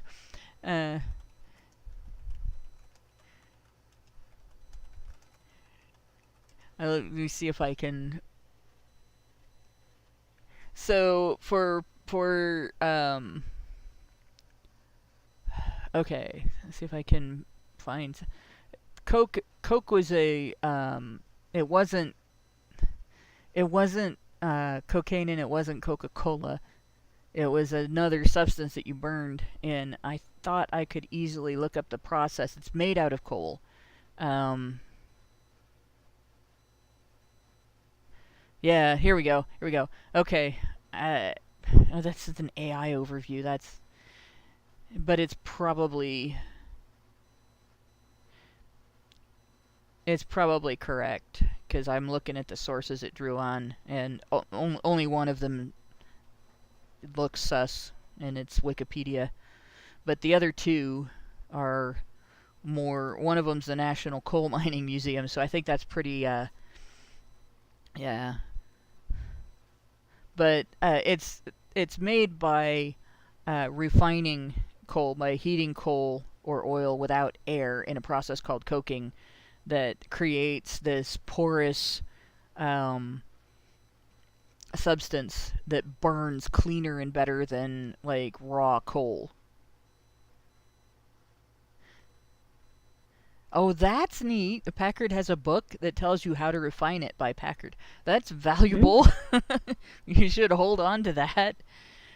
Put it in one of those things, one of those plastic covers that you get for comic books, and seal it and keep it. Don't let anything happen to that, especially now, because all the talk of an apocalypse and a collapse and everything. You might need it. That knowledge would be very valuable. Very important to not lose it. But yeah, so going on, just to settle the Coke thing. Yeah, no, they didn't burn cocaine. Boy, would people have a lot of energy there. It'd be like, well, they would think they did anyway. Just from personal experience, being the sober person in the room around people that have been using drugs and alcohol, people who have used cocaine think that they are on fast forward, but they're not. Just they're not. In her book, I read that part already. Suffrage leader Abigail Scott Dunway of Oregon similarly clouded the issue of women's support. Oh, I left out. Kat didn't mention her observation that only a minority of women supported their own right to vote. So Abigail Scott then clouded the issue of women's support, claiming that the silent majority of women wanted suffrage, while also admitting that suffragists do not claim or even desire much numerical strength. So everywhere the suffragettes... Wait. The fuck are you a silent majority if you're the fucking majority? Yeah. Okay. Sorry, that just does not make any fucking sense to me, because if that's the case, then number one, they're not silent, and if that's not the case, then where are you getting these fucking numbers from? It's annoying. It's annoying. Yeah. And Derek, yes, coke is used in the making of steel. In fact, it's essential to the process. It's in order to get the level of heat that you need. It might still be but it definitely, yeah. To make steel in a blast furnace, anyway. So yeah, but yeah. So, and that's something like most women probably wouldn't care about. But men put that together. Men did that. And we have steel because men tried out things like that, experimented and tested and dealt with the oppressive heat. And I don't know what it's like in a plant that works with steel, but I was a security guard in a plant that did aluminum molding for car parts. And when you went into the area outside the room where, like, there was a room where the molds were, and the aluminum would be poured into molds, and they would go through the process of curing or whatever. Outside of that room, it was super hot. Like the kind of heat where if I went in there for very long, I would start having symptoms of heat sickness. So I was in there just long enough. There were some gadgets that I had to check to make sure the arm on the dial hadn't moved into the red zone, and I had a number to call if it did, right? And if it moved into the yellow zone, I had to call that number. Actually, it had to be in the green zone, and because they don't want something to explode, basically. And if it's in the red zone, you get the fuck out of there. But in any case, like that heat was bad, and that wasn't the hottest place. I didn't have to go into the hottest part of the factory. So there were men that worked in there. And it was just unbelievable how hot that was. But yeah, women, not very much, not so much. And Packard says aluminum has a several hundred lower melting temperature than steel. That makes sense because aluminum is the softer, not as sturdy. So it would take more to melt steel, to make steel. But yeah, again, women wanting equality, and then us being able to talk about that at the same time. It's an interesting juxtaposition because there've always been men who have done those jobs because they need the amount of money that those jobs pay, and those jobs pay more because of the hardship and the danger. Like, heat sickness is something that can happen to anybody, and it's really life-threatening. Very dangerous.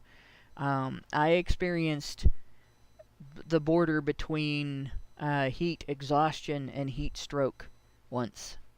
And ever since then, I've had a weakness to high levels of heat. And that was not even in an environment like that. I was in a kitchen. It was not even super hot in comparison. Like, I've worked in hotter environments than that in the past. It's just that my employer didn't properly ventilate the kitchen at that location. So, but men do those jobs, and men made those jobs that were so much more dangerous and so much harder to do and so much heavier, and just did them. They just always did them. But yeah, it's an interesting juxtaposition with these women, sort of whining for the same rights as men, knowing full well that they don't have to do the overwhelming majority of things that men do to keep society running. They don't face the things that men face that inform their voting. Albert Nader Retro gave us $2 Canadian and said, "Suffragettes silent? Ha!" And that is absolutely fabulous.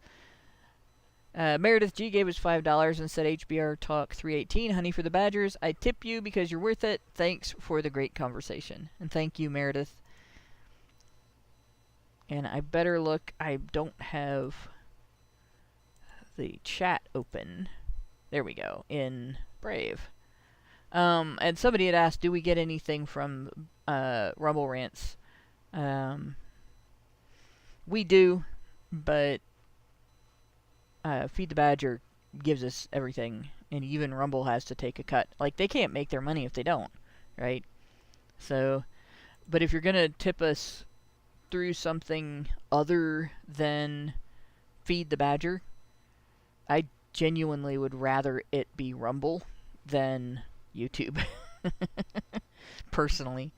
Although I do see the YouTube super chats, and I will read them, and so, you know, if you must, but I like the hierarchy there. Feed the Badger gives us the most. Rumble rants support a platform that isn't going to censor you or us, or punish you or us for controversial speech. So there you go. I won't say anything about any other platform because I don't want to get in trouble.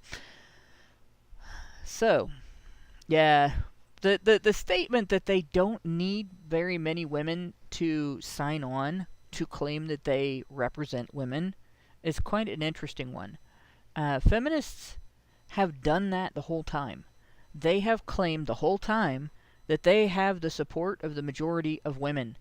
And then when you show them evidence, like there are surveys throughout history that say that women do not support the feminist movement.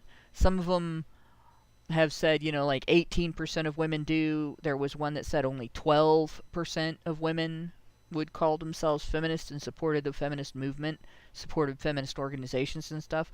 I've seen ones that ask about specific feminist organizations where, like, women actually seem to hate those organizations en masse, and there aren't very many women who are members, and most women don't want to be involved. And they'll try to parlay 12% into a majority by saying things like, well, women, when they're surveyed about the issues, they believe in equality, they support equality, they just don't like feminism and don't want to call themselves feminists. So they are feminists because they don't understand what feminism is. That's the argument that we get all the time. And that argument is based on saying that feminism is about equality. But then when you go back and you look, you find out that feminism is about accusing men of oppressing women, hating on men, calling men monsters, and then demanding that men help women.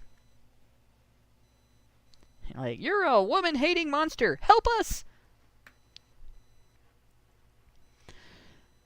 But yeah. So for them to say, to have admitted, you know, we don't claim or even desire much numerical strength, that kind of is typical, right, of feminism? Nothing new there, nothing old there. It's just timeless. Everywhere that suffragettes carried on campaigns, other women organized to block their progress. We're talking about the suffragettes again. This is back in the late 19th and early 20th centuries, right? The patriarchy, the so-called patriarchy, was women. Everywhere that suffragettes carried on campaigns, other women organized to block their progress. This is, not to correct you, but to correct you, this is talking about suffragists. Suffragists, yeah. Yes. Well, it's important because the suffragettes were more in-your-face, violent, and the suffragists passed out pamphlets and wrote articles and letters and contacted their politicians and asked politely. So there is a big difference there. Although the suffragettes in the United States were not so much violent as they were racist. The suffragettes in the UK were violent as fuck. They were terrorists. Yeah, absolutely. 100%. And they actually, there's evidence that women in the UK would have gotten the vote sooner if it had not been for the violence of the suffragettes. There were legislators that desperately wanted to give women voting rights because they felt that they would have the support of women and it would enhance their power, but they couldn't because the suffragettes' violence made it very politically incorrect at the time. It demonstrated that women were not rational enough to deserve voting rights. And of course, it gave a lot of credence to the women who were saying, we don't want this, and we don't agree, we're not with them We want our own table, thanks. Like, that was, they were distancing themselves, moving away, everybody else moving away from the suffragettes on the bench, giving them the hairy eyeball and all that. And all of the Zoomers and millennials are going, what's that a reference to? I have no idea. And everybody that has Alice's restaurant memorized is going, oh yeah. But yeah, this has been it throughout history. Women organized to block their progress. Women didn't agree with them. Women were not on board.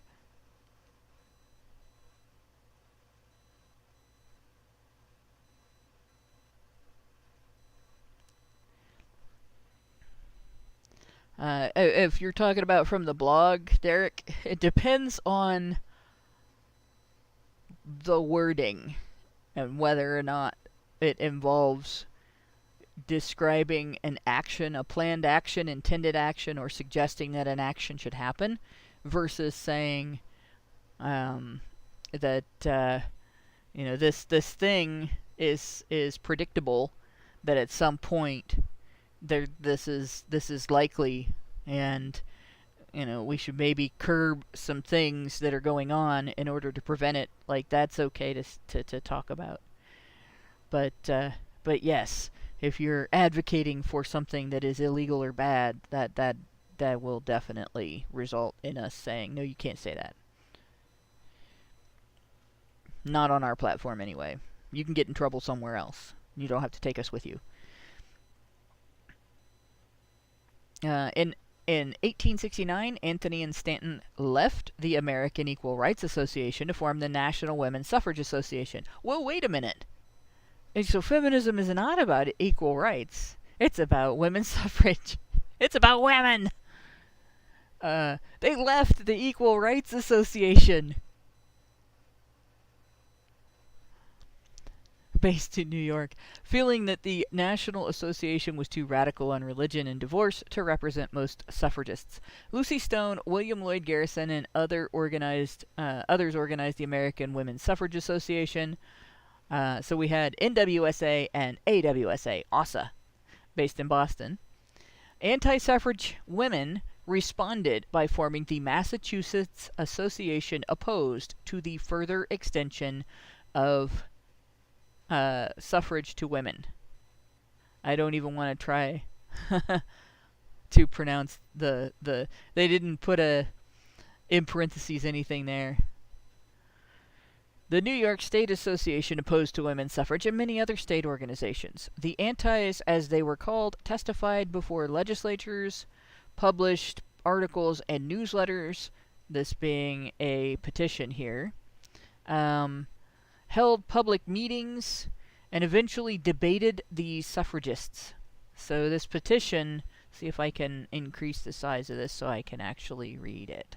It's not a very good copy. And it's got the whole petition language, whereas. This country is now engaged in the greatest war in history. That would have been World War I, I think. Yeah, World War I started by then. Whereas the advocates of the federal amendment, through urging it as a war measure, gosh darn it, that print is freaking tiny and light. Yeah. Okay, I can't make out the letters of that word. Through their president, Mrs. Catt, that its passage means a simultaneous campaign in states. Good grief. I wonder if the... Nope, it doesn't. Fuck. I can't tell if this is the one. They were afraid they would get drafted, and I think that's what this is.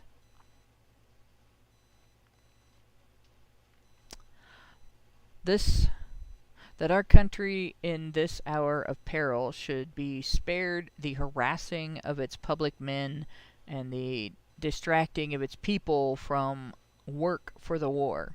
That was one thing they were mad. Oh dear, what comment did you tag me in, Albert?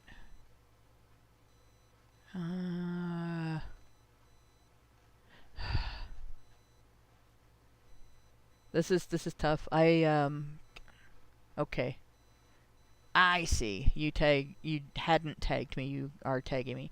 All right. Albert Nader Retro gave us $5 Canadian. Said, "Here's a $5. Please read the comment I tag you in." I'll bet it was not letting you say it in the paid comment, was it? At Badger Live Streams, Mary Lay tried to declare delete the British PM. Yes, they tried to murder the British PM with a hatchet, but got Irish nationalist leader John Redmond instead because she threw like a girl. Oh God. I have something I have to do now. Do I know where it is? Fuck. I have a video that I now have to show you guys. And my desktop is so messy. Alright. Let's see here.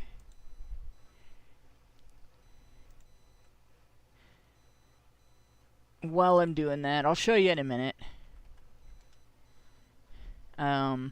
It's not just throwing like a man or a woman. There is a specific way to throw an axe properly, and if you don't throw it right, because if you're throwing a baseball, for instance, there's kind of a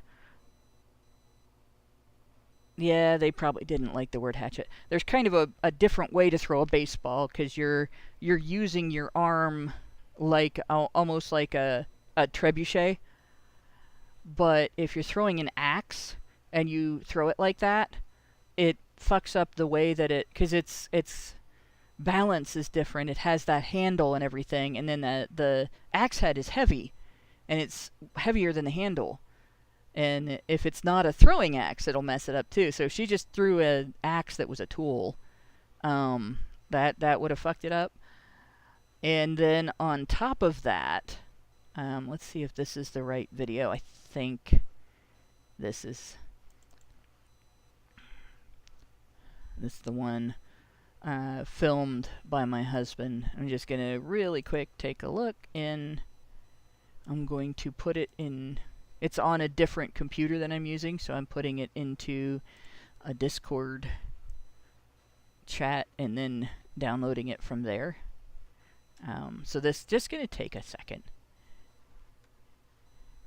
And this is obviously in a controlled environment, so I don't think that it would be as easy to do under that circumstance. So this is not me saying like, well, anybody can do this. Because I don't think just anybody can do this. But let me see if I can put this in the window. Download.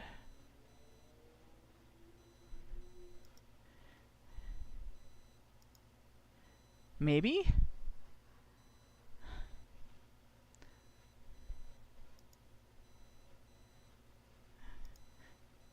For some reason, it's really slow to load up. It's not even a big video, damn it. It's a couple of seconds. There we go. Okay.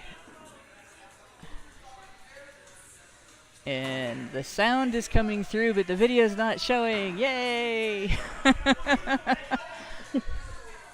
Good grief.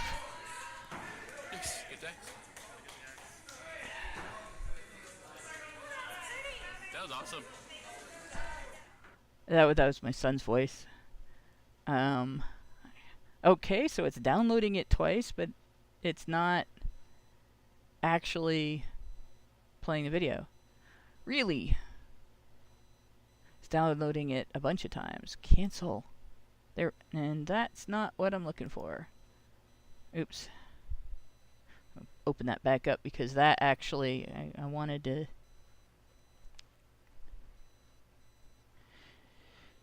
Sorry guys, this is going to take just a minute. so I can illustrate. I'll do that, and then I will finish the paragraph if I can, and then we'll end it. But it's a point that I'm adamant on, just for the plain and simple reason that I'm a bit of a nerd about knowing information, I guess. See if I can... That's not gonna work.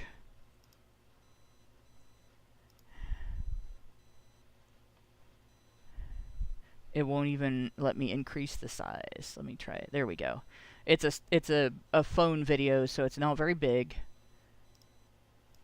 But and this is me. This is from a few years ago at a company called Wild Axe, and you can go in there and throw axes. You can go in there and throw knives. So this was my third attempt, not my first attempt. So it's not like this was me being a natural or anything like that. But this is, if you want to actually hit a target, you have to, and you can see I'm unsteady there, right? That was bad.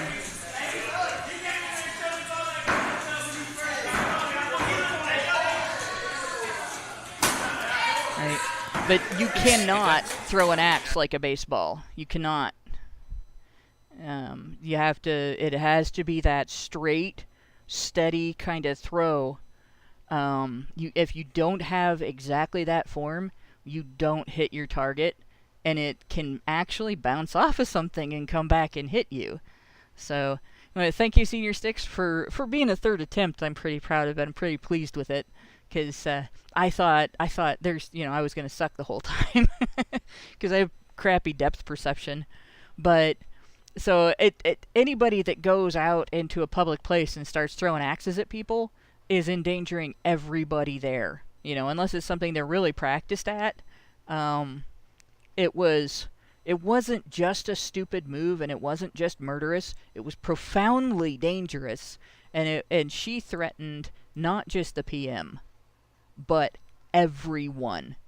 And that's why she ended up accidentally killing a different person than she intended to, which, it's bad enough to intend to kill somebody, but to then end up killing an innocent bystander because you chose the hardest way to do that, and it turns out you sucked at it. Like, that's just that much worse. That's just that much worse, But yeah. So there you go. There's the bit about the axe throwing. And let me see if I can get back that article that I accidentally closed, because I want that up. This is our after show for today. So you guys know, 69 things Donald Trump has said about women is the article we'll be going over in our patron-only after show. So if you want to see us react and laugh about that, oh heck no, Packard, I would not. No. You guys don't understand. I got badly injured in that fight. And it was a fight in that I was trying to get away from her. I did not fight back.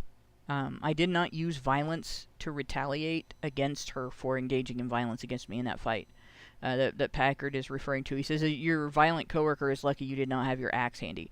And I know it's a joke, but I will say this.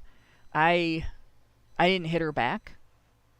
I didn't do anything to cause any injury to her. At the time, I underestimated how much damage I was taking. So I didn't do anything. I didn't resort to violence to get away from her. I should have been more afraid than I was. But you have to understand that I have faced a higher level of violence than what she was engaging in the past, when I was younger and sturdier. And so what she did was bad and violent, and it hurt me, and it was cruel, but it didn't scare me. It would have been scary if I was not used to violence. but it wasn't because I am, if that makes sense. Even though I haven't faced violence in a long time. And that's the other thing. It took me by surprise because of the environment I was in. I wasn't really expecting violence. But there was a moment where he could have injured her very badly to put a stop to it. She didn't. She left her knees completely undefended. Completely. And I was on my back. And it was perfect position for a kick. And I couldn't bring myself to do that because, again, that's a permanent thing. And I would have to remember doing that for the rest of my life. I would have to remember all of my life that I made it so that somebody would never walk right again. And I couldn't bring myself to do that. If I thought my life was threatened, then I could. Right? If I had understood the head injury that I had acquired at that moment, then I probably would have. But I wasn't really aware of how bad things were. So, yeah, you just cannot engage in that level of violence. And it's, it would have been funny 10 years ago to say that. But with all of what's going on today, nope. I'm very wary of that kind of talk anymore because people don't have the space right now for that humor.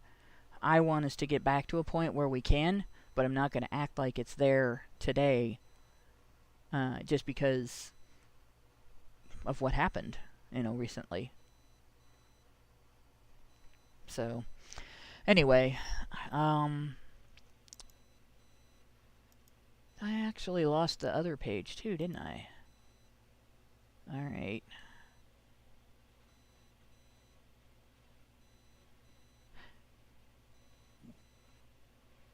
Wow, that's not even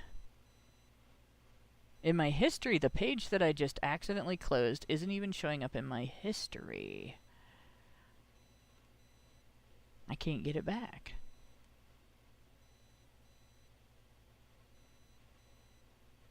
Well, that's weird. I'll have to solve this next week. I'm sorry, guys. I didn't mean to close that, and it's not... Like, when you... There's a keystroke for reopening tabs that you accidentally closed, and it's not working. And I looked in my history, and that page isn't coming back. Like, it's just not there. That's weird. Let's see if I can... No.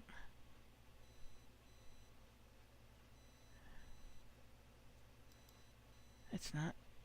I'll figure it out before next week. I must have really screwed something up here. I don't think that there's a... I must have really screwed up.